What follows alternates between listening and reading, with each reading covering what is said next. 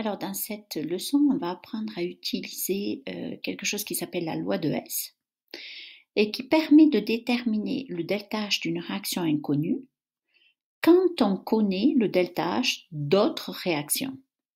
Donc, on va faire un calcul, on ne va pas utiliser la calorimétrie. Alors, cette loi de Hess, elle repose sur un principe, c'est que la variation des propriétés du système chimique, elle ne dépend que de l'état initial et de l'état final. Ça veut dire quoi? Ça veut dire que quand je fais une réaction chimique, pour calculer le delta H, j'ai juste besoin des réactifs et des produits. Que je le fasse en une ou en plusieurs réactions, ça ne change rien. À la fin, je regarde qu'est-ce qu'il y a comme différence d'énergie entre produits et réactifs. Donc, la loi de Hess, elle nous dit que à partir d'équations chimiques connues, dont on connaît le delta H pour ces réactions-là, on va trouver une équation chimique nette et cette équation chimique nette, on va calculer son delta H à partir des delta H des équations chimiques connues. Alors, on va faire juste une petite précision d'abord. Si vous avez, mettons, cette réaction, et que le delta H, il est connu, donc c'est une réaction de formation du dioxyde de carbone, ben la réaction inverse, qui est la réaction de décomposition, elle a une enthalpie opposée, moins delta H. Si cette réaction-là, au lieu de la faire avec 1 mol de CO2, vous la faites avec 2 mols, donc il faut multiplier tous les coefficients par 2, ben l'enthalpie aussi, vous la multipliez par 2. Ok, donc ça, ce sont des règles simples. Alors maintenant, on va regarder un exemple. Mon problème, ce serait de trouver l'enthalpie de la réaction de formation du monoxyde de carbone. Alors, il faut qu'on me donne quelque chose, il faut qu'on me donne des enthalpies pour d'autres réactions. Ok, donc on me donne ici la formation du dioxyde de carbone, on connaît son enthalpie, c'est aussi une combustion d'ailleurs, combustion du carbone.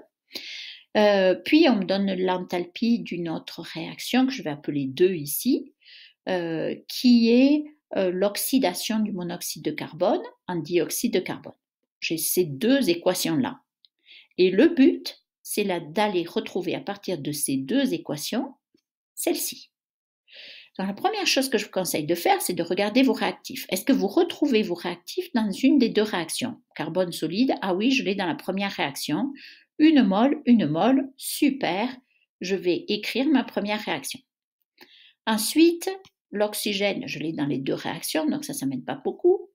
Ce que je sais aussi, c'est que je veux me retrouver avec un seul produit, qui est le monoxyde de carbone. Or, là, j'ai déjà du dioxyde de carbone, donc c'est mal parti. Il va falloir que je fasse quelque chose avec cette équation pour que le dioxyde de carbone qui est ici, il se supprime avec là où il est présent dans la deuxième réaction. C'est-à-dire que ce que vous avez en produit ici, il faut que je retrouve CO2 en réactif pour me dire « Ah ben, je l'ai produit, il a été consommé, hop, je les barre les deux ». Donc, regardons, c'est un peu comme si vous aviez une égalité en maths, c'est un peu comme l'algèbre. Okay.